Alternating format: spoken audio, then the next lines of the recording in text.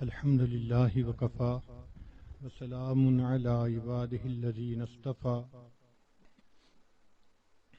أما بعد أعوذ بالله من الشيطان الرجيم بسم الله الرحمن الرحيم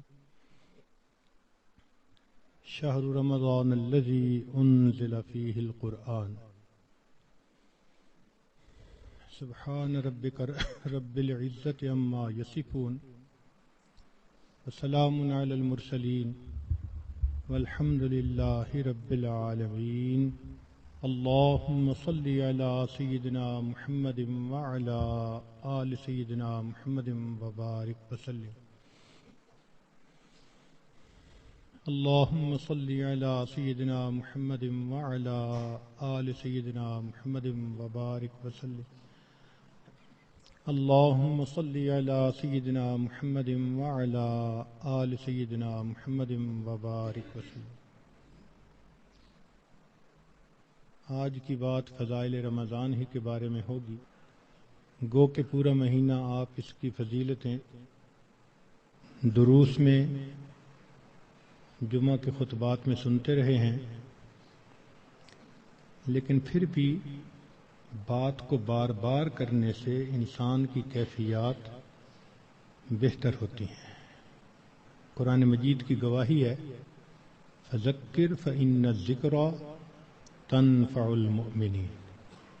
اے میرے محبوب صلی اللہ علیہ وسلم، آپ نصیحت کیجئے، نصیحت ایمان والوں کو فائدہ دیتی ہے۔ تو وہی باتیں دوبارہ سنیں گے تو دل میں ممکن ہے ایک نیا جوش، ایک نیا ولولہ بیدار ہو جائے اور بقیہ ایام ہم زیادہ اچھے انداز سے گزار سکیں۔ اسلامی مہینوں کی ابتدا محرم سے ہوتی ہے اور اسلامی مہینوں کی انتہا ذی الحجہ پر ہوتی ہے۔ پہلا مہینہ محرم اور آخری مہینہ ذی الحجہ۔ پہلا مہینہ بھی قربانی کی یاد دلاتا ہے اور آخری مہینہ بھی قربانی کی یاد دلاتا ہے۔ سیدنا ابراہیم علیہ السلام کو 10 محرم کو آگ میں ڈالا گیا تھا اور ذی الحجہ کی 10 تاریخ کو سیدنا اسماعیل علیہ السلام کو اللہ کے نام پر قربان کیا۔ تو اسلامی سال کی ابتدا میں بھی قربانی کا سبق، انتہا میں بھی قربانی کا سبق۔ اب اگر اس سال کے 2 حصے کیے جائیں تو 2 شش ماہیاں بنتی ہیں، پہلے 6 مہینے اور دوسرے 6 مہینے۔ پہلے 6 مہینوں میں درمیان میں تیسرا مہینہ ہے ربیع الاول، وہ بھی انعام کا مہینہ، کہ اس میں اللہ کے پیارے حبیب صلی اللہ علیہ وسلم دنیا میں تشریف لائے۔ اللہ رب العزت نے انسان کو بے شمار نعمتیں دی، احسان نے جتایا، آنکھیں دیں، زبان دی، دماغ دیا، سماعت دی، کھانے پینے کو کیا کیا نعمتیں دی، پانی دیا، ہوا دی، رہنے سہنے کو گھر دیا، مگر احسان نہیں جتایا۔ انسان کی خاطر زمین بنائی، آسمان بنایا، احسان نے جتایا۔ ایک نعمت ایسی تھی کہ اللہ رب العزت نے جب وہ عطا کی تو اس کو عطا فرماتے ہوئے اللہ نے احسان بھی جتلایا۔ فرمایا لقد من اللہ علی المؤمنین اذ بعث فیہم رسولا۔ تحقیق اللہ نے ایمان والوں پر احسان فرمایا۔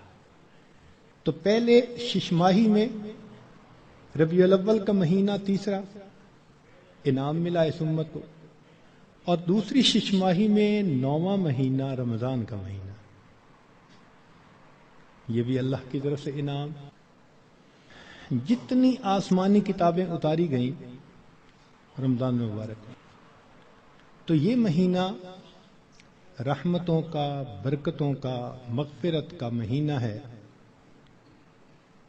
چنانچہ رمضان کا لفظ را، میم اور ضاد 3 حرفوں سے بنا۔ اس کے معنی ہیں جلنے اور جلانے کے۔ اس کو رمضان کیوں کہتے ہیں؟ لِأَنَّهُ يَرْمَزُ الذُّنُوبَ، اس لیے کہ یہ مہینہ انسان کے گناہوں کو جلا دیا کرتا ہے۔ جیسے آگ کسی چیز کو جلا کے ختم کر دیتی ہے، یہ مہینہ بھی مومن کے گناہوں کے نام و نشان کو مٹا دیتا ہے۔ زمین اگر ناپاک ہو تو ایک طریقہ تو یہ ہے کہ اتنی بارش برسے کہ ساری گندگی بہہ جائے، اب جب زمین دوبارہ خشک ہوگی تو پاک کہلائے گی۔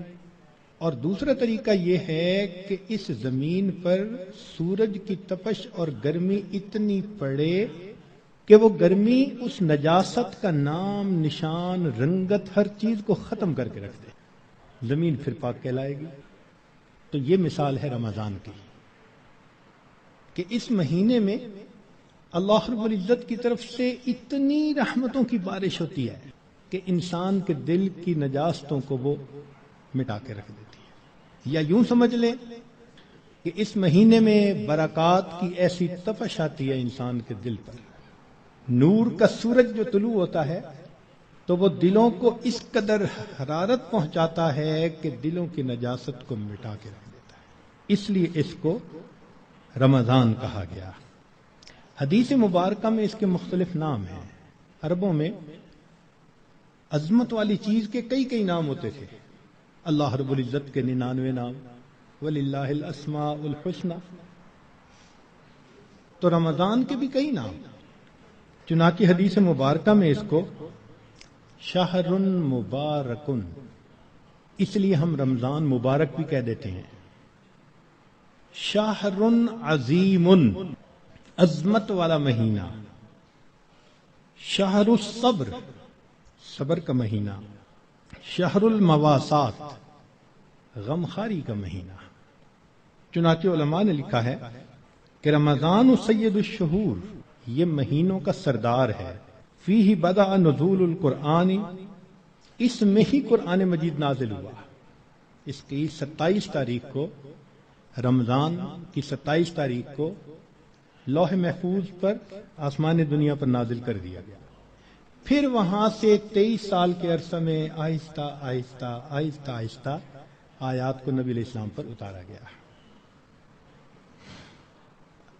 تفسیر طبری میں قتادہ رضی اللہ تعالی عنہ کی روایت ہے، فرماتے ہیں ان اللہ اصطفى صفایا من خلقہ، اصطفى من الملائکۃ رسلا ومن الناس واصطفى من الکلام ذکرہ، اللہ تعالیٰ نے انسانوں میں، فرشتوں میں بعض کو چن لیا ہے، ان کو فضیلت بخش دی ہے، کلام میں اللہ نے اپنے ذکر کو، اپنی یاد کو پسند فرما لیا، واصطفى من الارض مساجدا، اور زمین کے ٹکڑوں میں سے جو مساجد جہاں بنی ہے ان مساجد کو اللہ نے چن لیا، واصطفى من الشہور رمضان، اور مہینوں میں سے اللہ نے رمضان کو چن لیا، واصطفى من الایام یوم الجمعہ، دنوں میں اللہ تعالیٰ نے جمعہ کے دن کو چن لیا، واصطفى من اللیالی لیلۃ القدر، اور راتوں میں اللہ تعالیٰ نے لیلۃ القدر کو چن لیا، فعظموا ما عظم اللہ، تم بھی تعظیم کرو اس کی جس کی اللہ نے تعظیم فرمائی، جس کو اللہ نے عظمت بخشی تم بھی اس کی تعظیم کرو۔ چنانچہ تفسیر در منصور میں علامہ سیوطی رحمۃ اللہ علیہ فرماتے ہیں، کعب رضی اللہ تعالی عنہ سے روایت کہ ان اللہ اختار ساعات اللیل والنہار فجعل منہن صلاۃ المکتوبہ، اللہ تعالیٰ نے دن رات میں سے کچھ اوقات کو پسند کیا، ان میں 5 نمازوں کو فرض فرما دیا، واختار الایام فجعل منہن الجمعہ، دنوں کو چنا تو ان میں سے جمعہ کو پسند فرما لیا، واختار الشہور فجعل منہن شہر رمضان، واختار اللیالی فجعل منہن لیلۃ القدر۔ تو جب اللہ رب العزت نے لیلۃ القدر کو اتنی عظمت بخشی اور اس مہینے کو اتنی عظمت بخشی تو ہمیں بھی چاہیے کہ ہم اس مہینے کی برکتوں سے فائدہ اٹھانے والے بن جائیں۔ چنانچہ علامہ طبرانی رحمۃ اللہ علیہ مجموع الزوائد میں سید الشہور شہر رمضان و سید الایام یوم الجمعہ، نبی علیہ السلام اس مہینے کا انتظار فرماتے تھے۔ اس مہینے کی فضیلت کے لیے یہ کتنا عجیب پوائنٹ ہے کہ اللہ رب العزت کے پیارے حبیب صلی اللہ علیہ وسلم اس مہینے کا انتظار فرماتے، دعا فرماتے تھے، اللہم بارک لنا فی رجب و شعبان و بلغنا رمضان، اے اللہ ہمیں رجب اور شعبان میں برکت عطا فرما اور بخیریت ہمیں رمضان تک پہنچا۔ انسان وش کرتا ہے نا تو کسی بہت بڑی نعمت کے لیے وش کرتا ہے۔ اللہ کے حبیب صلی اللہ علیہ وسلم 2 مہینے پہلے سے دعا مانگتے تھے۔ جب بڑے کسی چیز کو بڑا کہیں تو واقعی بڑی ہوتی ہے۔ اللہ کے پیارے حبیب صلی اللہ علیہ وسلم نے اس مہینوں کو شہر عظیم کہا، بڑا مہینہ۔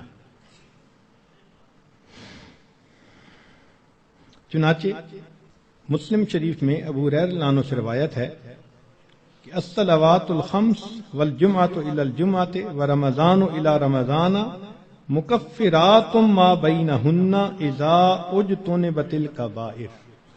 اگر کبائر سے بچا جائے تو جمعے سے جمعہ 5 نمازیں اور ایک رمضان سے دوسرے رمضان تک کے جتنے گناہ ہوتے ہیں وہ سارے کے سارے اللہ تعالیٰ معاف فرما دیتے ہیں۔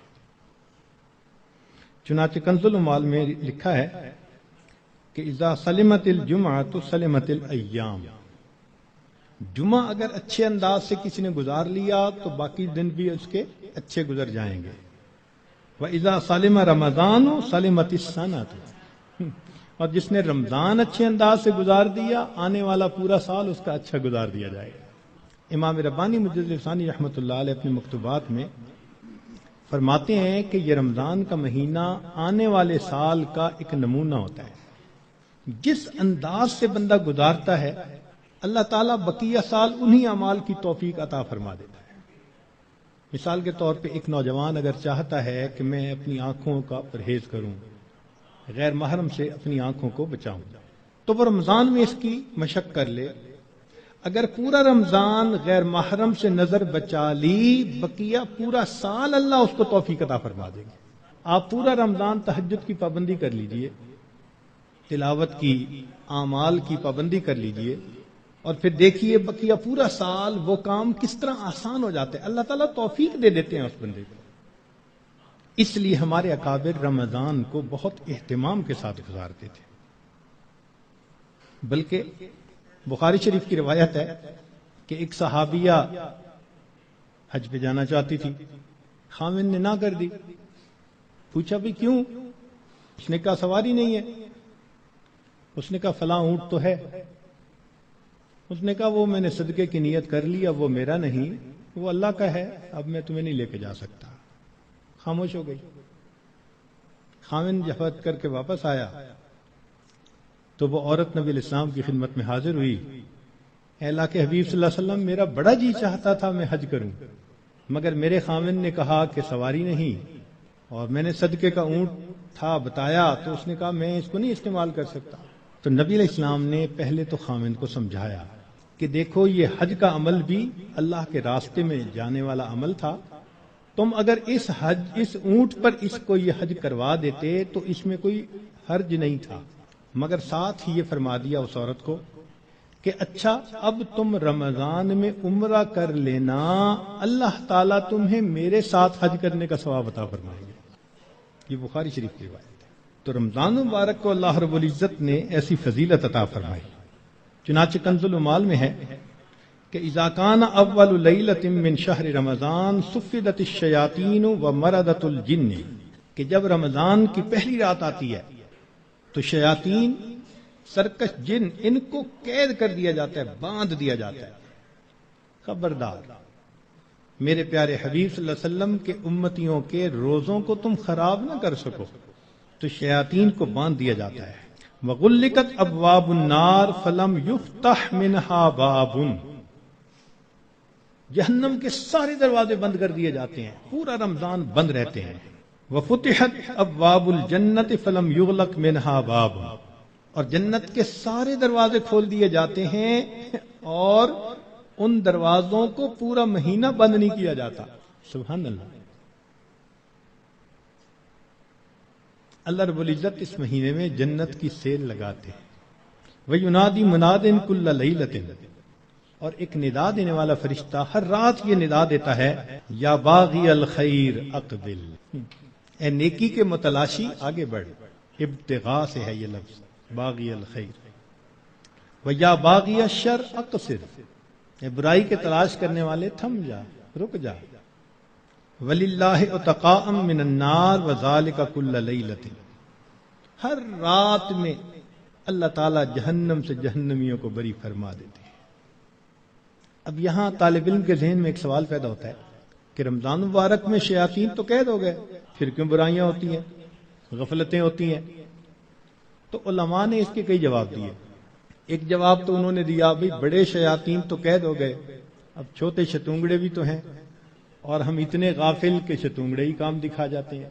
دوسرا علماء نے یہ کہا کہ شیطان کی وجہ سے نفس کے اندر اتنی خباثت آ جاتی ہے کہ شیطان اگر باندھ بھی دیا جاتا ہے تو نفس اس کا کارندہ بنا رہتا ہے، وہ انسان کو گناہوں پر اکسائے رکھتا ہے۔ یا برے دوست ہوتے ہیں، یار بد، ان کی وجہ سے انسان رمضان میں بھی نیکی پر نہیں آتا۔ مگر اس کی خوبصورت مثال یہی ہے کہ جیسے لوہے کو بھٹی میں گرم کریں نا تو سرخ ہو جاتا ہے، پھر اس کے بعد اس کو بھٹی سے نکال لیں تو وہ 1 منٹ میں ٹھنڈا نہیں ہوتا، وہ گھنٹہ 2 گھنٹے گرم رہتا ہے۔ تو شیطان نے انسان کو گناہوں کی بھٹی میں اتنا گرما دیا ہوتا ہے کہ ان لوگوں کے لیے رمضان کا مہینہ آ بھی جاتا ہے تو وہ گرمی اسی طرح موجود رہتی ہے۔ نبی علیہ السلام نے ارشاد فرمایا من وافق موتہ عند القضاء رمضان دخل الجنہ، جس بندے کو رمضان المبارک کے اندر موت آ گئی اللہ تعالیٰ اس کو جنت کے اندر داخل فرما دیتے ہیں۔ سیدہ عائشہ صدیقہ رضی اللہ تعالیٰ عنہ فرماتی ہیں کہ کان رسول اللہ صلی اللہ علیہ وسلم یجتہد فی رمضان ما لا یجتہد فی غیرہ، مسلم شریف کی روایت کہ رمضان المبارک میں نبی علیہ السلام عبادات میں اتنی محنت فرماتے تھے، مشقت اٹھاتے تھے کہ رمضان کے علاوہ کسی اور مہینے میں اس قدر محنت نہیں فرماتے تھے۔ اس سے معلوم ہوا کہ خاص اہتمام فرماتے تھے اس مہینے۔ ایک اور روایت ہے بہقی کی، سیدہ صدیقہ لانا فرماتی ہیں کہ کان رسول اللہ صلی اللہ علیہ وسلم اذا دخل رمضان، کہ جب رمضان کا مہینہ آتا تھا شد میں ازارہ، نبی علیہ السلام اپنی تہبند کو کس کے باندھ لیتے تھے، ثم لم یأت فراشہ حتی ینسلخ، پھر پورا مہینہ گزرنے تک اپنے بستر پر واپس نہیں آیا کرتے تھے۔ اللہ اکبر کبیرہ، اس لیے کہ وہ رمضان کی برکات سے واقف تھے، جانتے تھے۔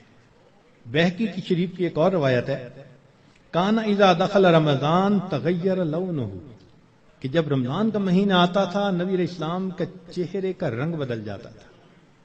اللہ اکبر کبیرہ، وکثرت صلاتہ، اور نبی علیہ السلام نماز نفل کثرت کے ساتھ پڑھتے تھے۔ وابتہل فی الدعاء واشفق لونہ، اور اپنی دعا میں اتنے اللہ کے سامنے عاجزی کرتے تھے کہ آپ صلی اللہ علیہ وسلم کا چہرہ انور سرخ ہو جایا کرتا تھا۔ اللہ اکبر۔ چنانچہ ایک حدیث مبارکہ میں ہے، سلمان فارسی رضی اللہ عنہ اس کی روایت فرماتے ہیں کہ خطبنا رسول اللہ صلی اللہ علیہ وسلم فی آخر یوم من شعبان فقال، نبی علیہ السلام نے فرمایا یا ایھا الناس قد اضلکم شہر عظیم مبارک، اے لوگو تمہارے اوپر ایک بڑا مہینہ برکت والا آ گیا ہے، شہر فیہ لیلۃ خیر من الف شہر، ایسا مہینہ کہ جس میں ایک رات ہے جو 1000 مہینوں کی عبادت سے بھی زیادہ افضل ہے۔ شہر جعل اللہ صیامہ فریضہ، ایک ایسا مہینہ جس کے روزے کو اللہ رب العزت نے فرض فرمایا، وقیام لیلہ تطوعا، اور رات کے قیام کو اللہ نے اپنے قرب کا ذریعہ بنایا۔ من تقرب فیہ بخصلۃ من الخیر کان کمن ادی فریضۃ فیما سوا، جس نے رمضان میں نفل عمل کیا ایسے اجر ملے گا جیسے رمضان کے علاوہ اس نے کسی فرض کے اوپر عمل کیا تھا۔ ومن ادی فریضۃ فیہ کان کمن ادی 70 فریضۃ فیما سوا، جس نے ایک فرض پر عمل کیا اس کو 70 فرض جو غیر رمضان میں ہوتے ہیں اس کے برابر اجر عطا کیے جاتے ہیں۔ یہاں سے معلوم ہوا کہ اللہ رب العزت رمضان مبارک میں انسان کے اعمال کا ریٹ 70 گنا بڑھا دیتے ہیں، ملٹیپلائی، سبحان اللہ۔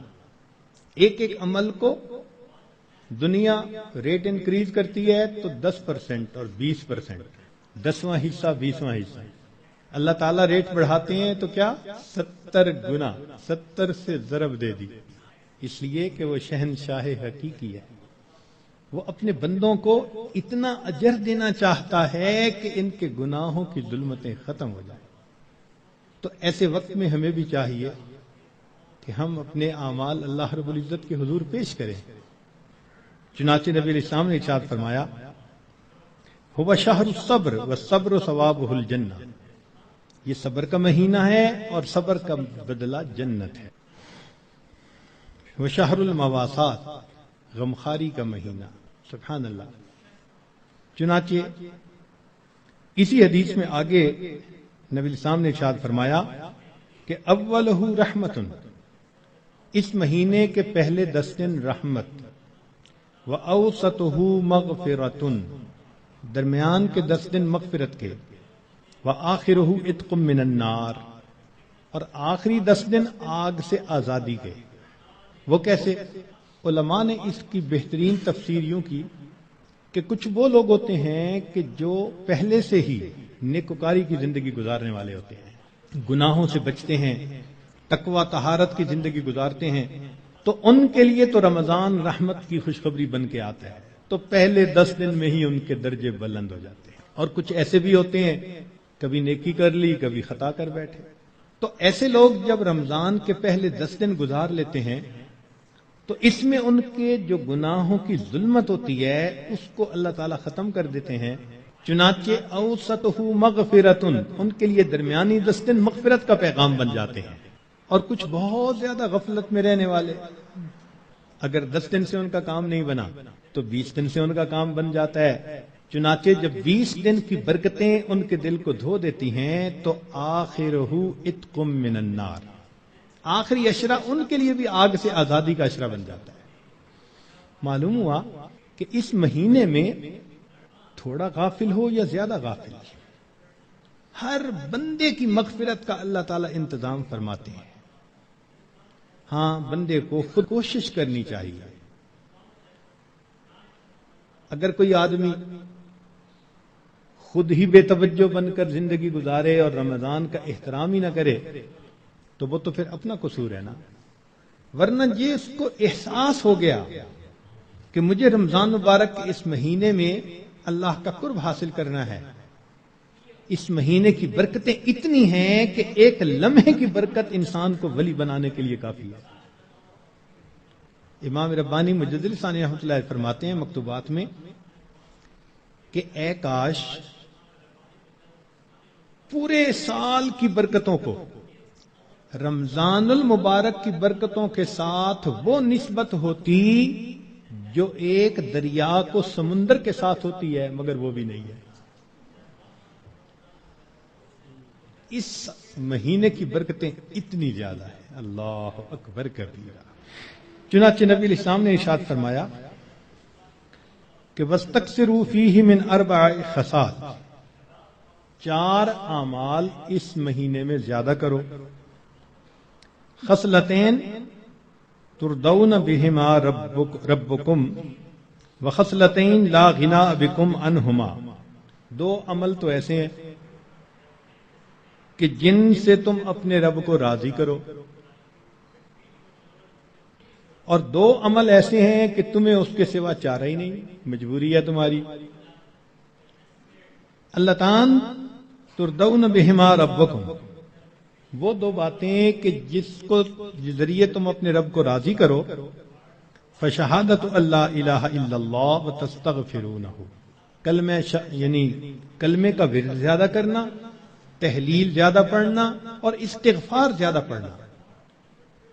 یہ 2 عمل اس مہینے میں خاص طور پر زیادہ کرنے کی ضرورت ہے، کیونکہ اللہ کے پیارے حبیب صلی اللہ علیہ وسلم نے ارشاد فرمایا، لہذا اس بات کی اہمیت دل میں اچھی طرح بٹھانی چاہیے۔ تو لا الہ الا اللہ کی بھی کثرت کریں، کم از کم چند 100 مرتبہ دن میں پڑھ لیا کریں، اور ہمت والے تو 1000 دفعہ 2000. ایسے لوگ ہیں ہر دن میں رمضان کے 10,000 مرتبہ تحلیل پڑھتے ہیں. اس وقت ایسے لوگ ہیں رمضان المبارک کے ہر دن میں ایک قرآن مجید کی تلاوت مکمل کرتے ہیں. نوجوان ہیں، کما رہے ہیں. وقت تو ایک جیسا ہے، ہمارا بھی اور ان کا بھی، لیکن انہوں نے یہ محسوس کر لیا کہ اس وقت میں ہم نے اللہ کو راضی کر کے ہٹنا ہے. ان کے لیے یہ سارے کام آسان. تو ہم چلو چند 100 دفعہ یا 1000 دفعہ ہی لا الہ الا اللہ کا ورد کر لیا کریں، اور اگر چلتے پھرتے عادت ڈال لیں تو سبحان اللہ کئی 1000 مرتبہ کرنا بھی آسان ہے. اور ہمارے اکابر سبحان اللہ وہاں سینکڑوں اور ہزاروں کی بات نہیں ہوتی تھی، اور لاکھوں کی بھی بات نہیں ہوتی تھی، کروڑوں کی بھی بات نہیں ہوتی تھی. کروڑوں مرتبہ سے زیادہ دل کے اوپر لا الہ الا اللہ کی ضرب لگتی تھی. کروڑوں مرتبہ سے زیادہ دل کے اوپر کتنا نور ہوتا ہوگا. اللہ اکبر کبیرہ. اور استغفار کی کثرت کریں. اور 2 چیزیں جس کی ہمیں ضرورت ہے، ایک اللہ رب العزت سے جنت مانگیں اور جہنم سے اللہ تعالی سے پناہ مانگیں.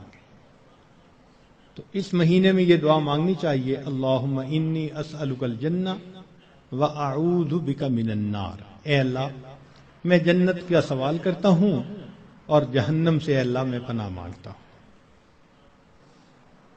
چنانچہ رمضان مبارک کا اکرام کیسے کیا جائے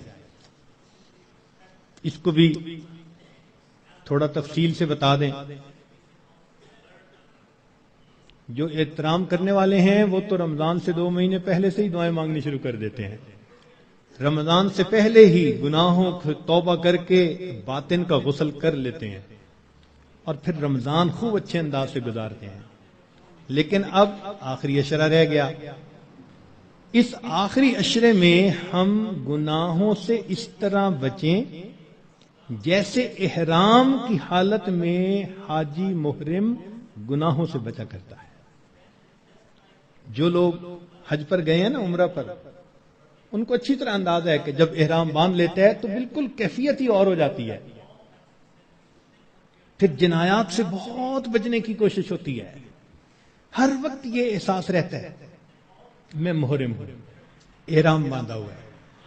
بالکل رمضان گزارتے ہوئے وہی کیفیت ہو، انا صائم، میں روزہ دار ہوں، رمضان کا مہینہ ہے، مجھے اس میں کوئی گناہ نہیں کرنا.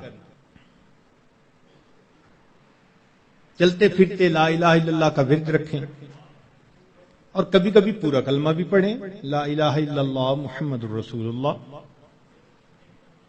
جتنا ممکن ہو سکے قرآن مجید کی تلاوت کریں. حتیٰ کہ 2-3 منٹ بھی اگر خالی ہیں تو اس کو خالی نہ گزرنے دیں.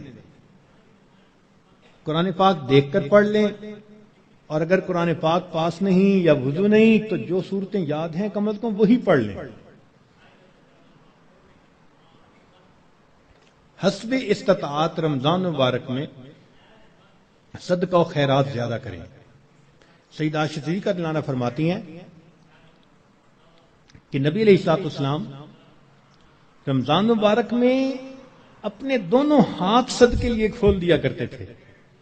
جیسے تیز ہوا چلتی ہے اس طرح نبی علیہ الصلوۃ والسلام صدقہ، پانی اللہ کے راہ پانی کی طرح پیسہ بہا دیتے تھے. تو صدقہ و خیرات زیادہ کرنا. وعظ و نصیحت کی محفل میں روز بیٹھیں.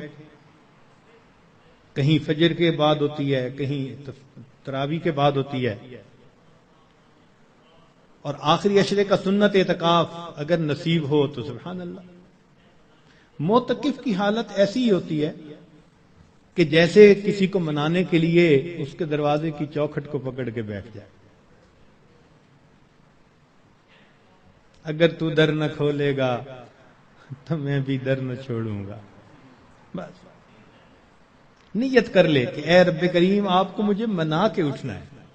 واقعی دیکھا ہم نے، محبت میں ایسے ہوتا ہے، اگر کبھی کوئی محبوب ناراض ہو لوگ قدموں میں بیٹھ جاتے ہیں، بیٹے سے باپ خفا ہو آپ کے قدموں میں بیٹھ جاتے ہیں، ابو جب تک آپ راضی نہیں ہوں گے میں قدموں میں سے نہیں اٹھوں گا۔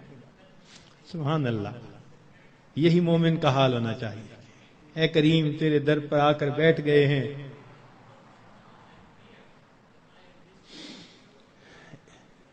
اجازت ہو تو آ کر میں بھی شامل ان میں ہو جاؤں، سنا ہے کل تیرے در پر ہجوم عاشقاں ہوگا۔ عشق محبت والے 10 دن فارغ کرتے ہیں اللہ کے سامنے، دن رات عبادت میں گزارنے کی کوشش کرتے ہیں، اور دعاؤں میں پھر انسان خوب عاجزی اور زاری کرے۔ اس طرح رمضان مبارک کی قدردانی کیجیے۔ رمضان مبارک کی بے قدری کی بھی کچھ صورتیں ہیں۔ مثال کے طور پہ بعض لوگ رمضان کے روزے رکھنے کا اہتمام نہیں کرتے، یہ رمضان کی بے قدری ہے۔ اور کئی مرتبہ سحری کھا کے سو جاتے ہیں کہ میں تھوڑی دیر ذرا آرام کر لوں، اٹھ کے فجر پڑھوں گا، اور شیطان کو نماز قضا کروانے کا موقع مل جاتا ہے۔ یہ رمضان مبارک کی بے قدری ہے۔ اسی طرح افطاری کے انتظار میں باجماعت نماز چھوڑ بیٹھتے ہیں، یہ بھی رمضان مبارک کی بے قدری ہوئی۔ بعض لوگ رمضان المبارک میں خبروں کے نام پر ٹی وی دیکھتے ہیں، غیر محرم عورتوں پر نظر پڑتی ہے، بازار سے گزرتے ہوئے اپنی نگاہ کا احتیاط نہیں کرتے، یہ بھی رمضان مبارک کی بے قدری ہوئی۔ اخبار بینی کے شوق میں تصاویر بھی دیکھتے ہیں، یا بعض لوگوں کو دیکھا کہ بھوک سے بچنے کے لیے یا پیاس کے احساس سے بچنے کے لیے ڈائجسٹ پڑھنا شروع کر دیتے ہیں، ناول، افسانے، کہ وقت گزر جائے۔ تو وقت گزاری کے لیے ڈائجسٹ جیسی کتابیں اور اس طرح کی کتابوں کا پڑھنا یہ بھی رمضان مبارک کی بے قدری ہے۔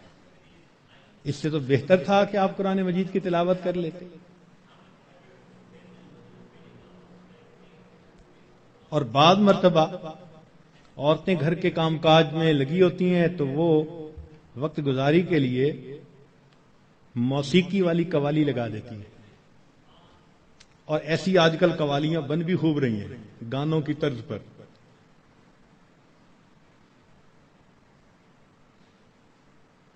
بھئی کوئی بیت الخلاء کے طرز پر مسجد بنا دے تو آپ کو خوشی ہوگی، دیکھ کے غصہ آئے گا نا۔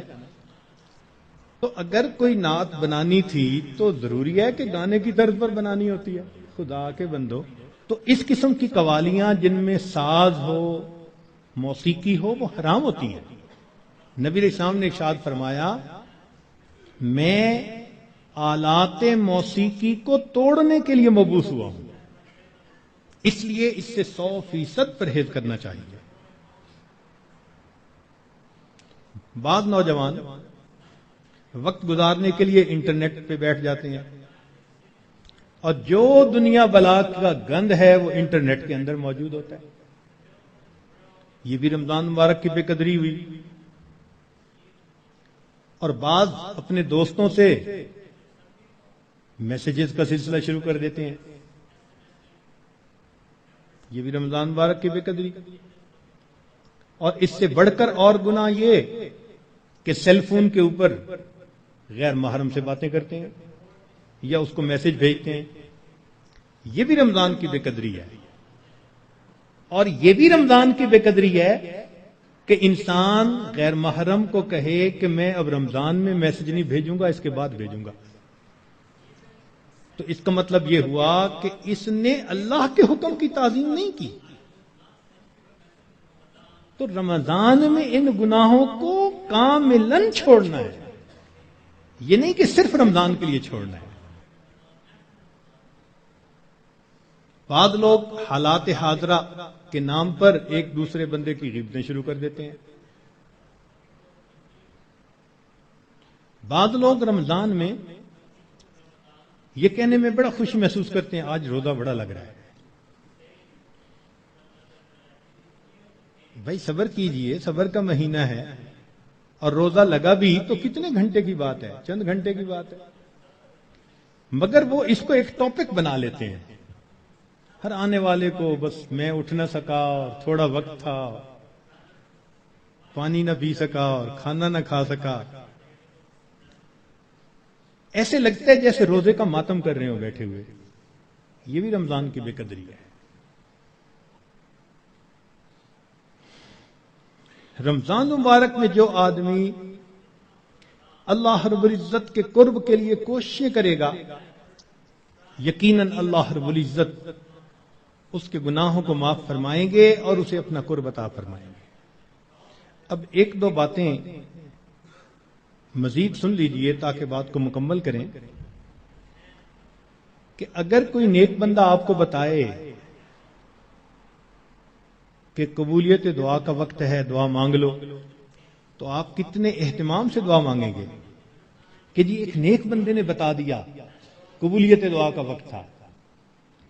اچھا اگر کوئی واقعی بڑا ولی ہو اور وہ بتا دے پھر تو اور اہتمام سے دعا مانگیں گے.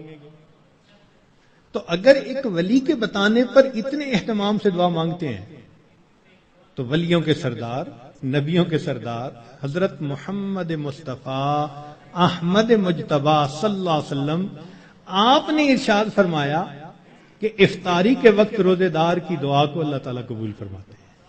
اب اپنے ذرا ذہن میں سوچیں کہ کیا ہم افطاری کے وقت دعا اس اہتمام سے مانگتے ہیں؟ اور شیطان بھی ایسا ہے کہ وہ افطاری کے وقت دسترخوان پہ چیزیں لگواتا ہے، بس حسرت سے دیکھتے دیکھتے وہ افطاری کا وقت ہی آ جاتا ہے. اس وقت میں اہتمام سے دعا مانگے. رات کے اوقات میں، دن کے اوقات میں اللہ رب العزت سے معافی مانگیں اپنے گناہوں کی، اللہ تعالیٰ کو منانے کی کوشش کریں. یہ بخشش کا مہینہ ہے، رحمتوں کی انتہا ہے. جو بندہ تھوڑی سی بھی کوشش کرے گا یقیناً وہ رمضان کی رحمتوں کی وجہ سے بخش دیا جائے گا. اب یہاں پر ایک بات اور ذہن میں رکھیں کہ ماں اپنے بیٹے کے بارے میں بد دعا نہیں سن سکتی. کسی ماں کے سامنے بیٹے کو بد دعا دیں تو صحیح، حشر دیکھیں گلے پڑ جائے گی. تو ہوتا کون ہے میرے بیٹے کو بد دعا دینے والا؟ تو ماں کو اگر بیٹے سے اتنی محبت ہے کہ وہ بد دعا نہیں سن سکتی، تو کیا ایسا ہوگا کہ کوئی بد دعا دے اور ماں آمین کہے بیٹھ کے؟ وہ تو آمین نہیں نہ کہے گی. اب ماں کی محبت کا یہ عالم ہے تو اللہ کے پیارے حبیب صلی اللہ علیہ وسلم کو امت کے ساتھ کتنی محبت تھی. 23 سال امت کے لیے اللہ کے محبوب صلی اللہ علیہ وسلم راتوں کو روتے رہے. کوئی ماں بچوں کے لیے 23 سال نہیں روتی، کوئی باپ اپنی اولاد کے لیے 23 سال نہیں روتا. اللہ کے پیارے حبیب صلی اللہ علیہ وسلم 23 سال تہجد میں روتے تھے، امت کے لیے روتے تھے. اتنی محبت تھی امت کی. روایت میں آتا ہے کہ ملک الموت نے آ کے عرض کیا، اے اللہ کے حبیب صلی اللہ علیہ وسلم، اللہ تعالیٰ نے بھیجا ہے. نبی السلام نے پوچھا، اچھا پہلے مجھے یہ پوچھ کے بتاؤ میرے بعد میری امت کا کیا بنے گا؟ اللہ اکبر. ادھر سے بلاوا آتا ہے اور اللہ کے حبیب صلی اللہ علیہ وسلم کو امت یاد آتی ہے، میری امت کا کیا بنے گا؟ اللہ تعالیٰ نے فرمایا تیری امت کے بارے میں تیرے دل کو خوش کریں گے میرے محبوب. اللہ اکبر. اتنی محبت امت کے ساتھ. اور ان کے سامنے جبریل علیہ السلام ایک دعا مانگتے ہیں، برباد ہو جائے وہ شخص جس نے رمضان کا مہینہ پایا اور اپنی مغفرت نہ کروائی. اور اس پر نبی علیہ السلام فرماتے ہیں آمین. اب آپ سوچیں کہ رمضان المبارک میں مغفرت کا کروانا کتنا اہم ہے. اول تو ایک فرشتے کی بد دعا کافی تھی، پھر اس کے اوپر نبی علیہ السلام کی آمین، اس نے کتنا موقت کر دیا اس بد دعا کو. اللہ اکبر.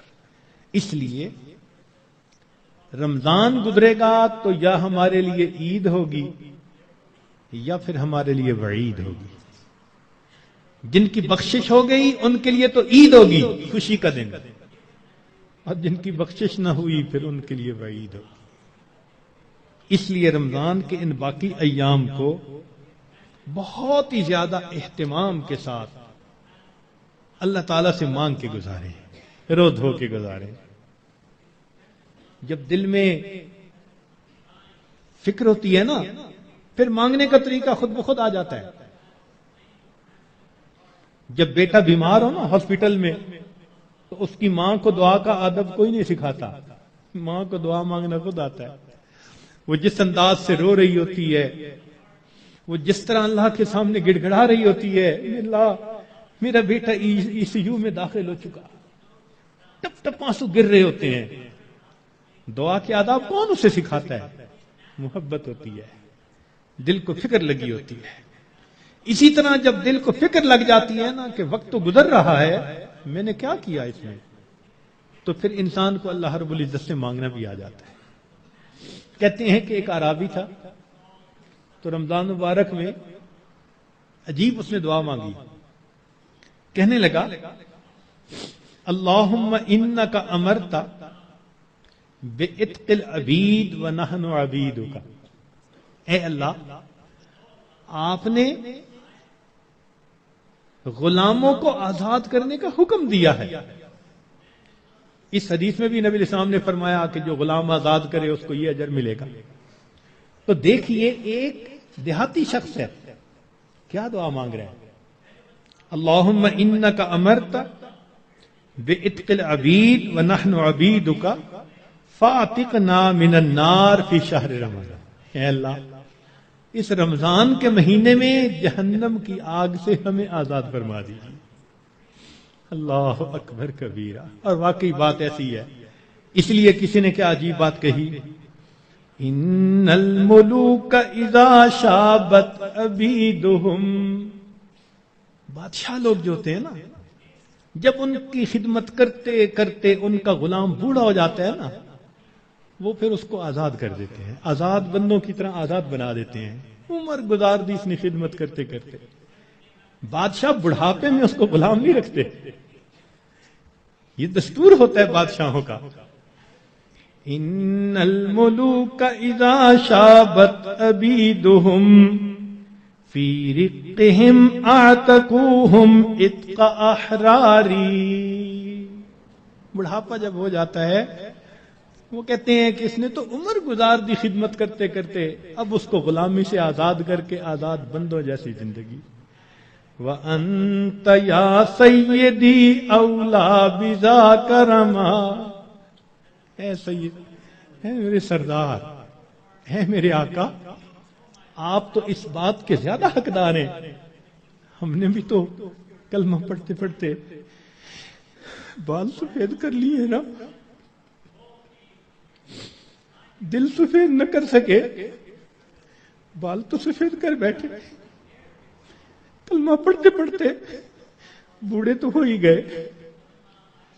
اے کریم، تو مہربانی فرما، رمضان کے اس مہینے میں اللہ ہمیں جہنم کی آگ سے آزاد فرما. ہمارے پاس کوئی عمل اور نہیں جو اللہ کے حضور پیش کر سکے. عبداللہ ابن مبارک رحمۃ اللہ علیہ کی بات یاد آتی ہے کہ موت کے وقت اپنے رخسار کو زمین پر رگڑنے لگ گئے اور دعا مانگنے لگے، اللہ عبداللہ کے بڑھاپے پر رحم فرما. یہ نہیں کہا کہ میں محدث ہوں، یہ نہیں کہا میں نے ہزاروں کو حدیث کا علم پڑھایا، یہ نہیں کہا اتنے لوگوں کو ہدایت ملی. کوئی عمل اپنا اللہ کے حضور پیش نہیں کیا. وہ جانتے تھے اللہ کی عظمت کو، وہ پہچانتے تھے. صرف ایک بات کہی، اے اللہ عبداللہ کے بڑھاپے پر رحم فرما. تو اگر بادشاہ اپنے بوڑھے غلاموں کو آزاد کر دیتے ہیں، میرے مولا ہم تو آپ کے نسلی غلام ہیں. ہمارے والد بھی آپ کے در سے مانگ کے کھاتے تھے، ہماری والدہ بھی آپ کے در سے مانگتی تھی. اللہم انی عبدک وابن عبدک وابن امتک. کیا مانا اس کا؟ یہی تو ہے، میرا باپ بھی مانگتا تھا آپ کے در کا، میری ماں بھی منگتی تھی، میں بھی منگتا ہوں۔ اللہ مہربانی کر دیجئے، اپنے در سے خالی نہ اٹھائیے۔ اے اللہ، آج 21 رمضان کی رات ہے اور اوپر سے جمعرات، جمعہ کی رات۔ اے اللہ، اس مبارک رات میں ہمارے تمام گناہوں کو معاف فرما دیجئے، اور جو آگے وقت آ رہا ہے اللہ ہمیں صحیح انداز کے ساتھ گزارنے کی توفیق عطا فرما دیجئے۔ وآخر دعوانا ان الحمد للہ رب العالمین۔ تھوڑی دیر کے لیے مراقبہ کر لیجئے، آنکھوں کو بند کر لیجئے، سر کو جھکا لیجئے۔ دنیا اور جو کچھ دنیا میں ہے اس سے ہٹ کٹ کے اللہ رب العزت کی یاد میں ڈوب جائیے۔ دل مغموم کو مسرور کر دے، دل بے نور کو پر نور کر دے۔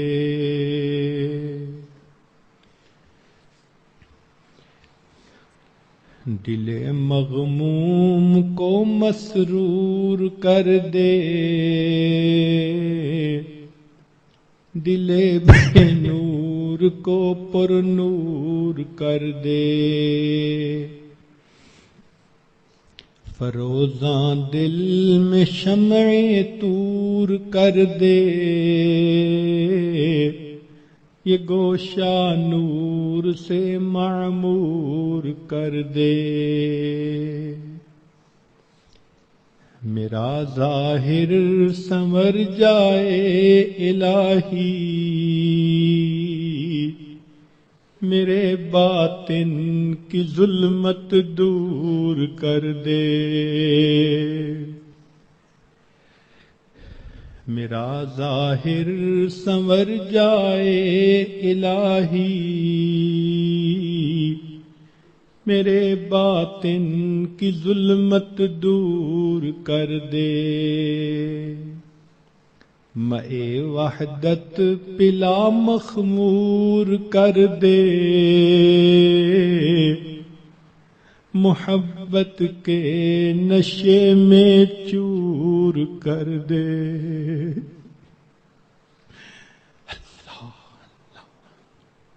لا الہ الا اللہ محمد رسول۔ دعا کر لیجئے۔ سبحان ربی العلی الوہاب، اللہم صلی علی سیدنا محمد وعلی آل سیدنا محمد وبارک وسلم۔ اے مالک، ہم آپ کے آج مسکین بندے ہیں، ہمارے گناہوں کو معاف فرما، خطاؤں سے درگزر فرما، عیبوں کی پردہ پوشی فرما۔ اے کریم آقا، بابرکت مہینہ رمضان مبارک کا آ چکا ہے، اللہ اس کی رحمتیں عطا فرما دیجئے، برکتیں عطا فرما دیجئے۔ میرے مولا، بارش تو ہو رہی ہے، ہمارے ہی دل ایسے ہیں جو اس کے اثرات کو قبول نہیں کر پا رہے۔ اے اللہ، ان دلوں سے ظلمت کے پردے ہٹا دیجئے، ان دلوں کو اللہ صحیح معنوں میں زندہ فرما دیجئے۔ اے اللہ، سینوں میں دل کی جگہ سل لیے پھرتے ہیں، اس سل کو اللہ آج دل بنا دیجئے۔ اے کریم، رحمت کا معاملہ فرما دیجئے۔ میرے مولا، ہماری آنکھوں کو پاک کر دیجئے، دلوں کو صاف کر دیجئے۔ اے اللہ، رمضان مبارک کی قدردانی کی توفیق عطا فرما دیجئے۔ اے اللہ، آپ کے بندے دور قریب سے چل کر، اپنے گھروں کو چھوڑ کر، بیوی بچوں کو چھوڑ کر آپ کے در پر آ کے حاضر ہو گئے ہیں۔ میرے مولا، میں کہاں کہاں نہ پہنچا تیری دید کی طلب میں۔ اے اللہ، تیری دید کی طلب میں، تیری محبت کی تلاش میں، اے اللہ، تیرا قرب حاصل کرنے کے لیے، آپ کو منانے کے لیے، اے اللہ، یہ سب حضرات یہاں آ گئے ہیں۔ اے اللہ، آنا قبول کر لیجئے، میرے مولا، آنا قبول کر لیجئے۔ اے اللہ، رحمت فرما دیجئے، میرے مولا، مہربانی فرما دیجئے، اٹھے ہاتھوں کی لاج رکھ لیجئے۔ اے اللہ، دنیا کے لوگ بھی آنے والے کا لحاظ کر لیتے ہیں، اے اللہ، آپ بھی اپنے گھر میں آنے والے کا لحاظ فرما لیجئے، مہربانی فرمائیے۔ آج کی رات میں ہماری مغفرت فرما دیجئے، نیک اعمال کی توفیقیں عطا فرما دیجئے۔ اے اللہ، ہمیں تقوی و طہارت کی زندگی عطا فرمائیے۔ اے اللہ، گناہوں کی ذلت سے محفوظ فرما، ہمیں طاعات کی عزت نصیب فرما۔ آنے والے وقت کو گزرے وقت سے بہتر فرما، آنے والی زندگی کو گزری ہوئی زندگی کا کفارہ بنا۔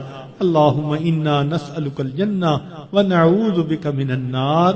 صلی اللہ تعالی علی حبیبہ سیدنا محمد وآلہ واصحابہ اجمعین برحمتک یا ارحم الراحمین یا ارحم الراحمین یا ارحم الراحمین یا ارحم الراحمین یا ارحم الراحمین یا ارحم الراحمین۔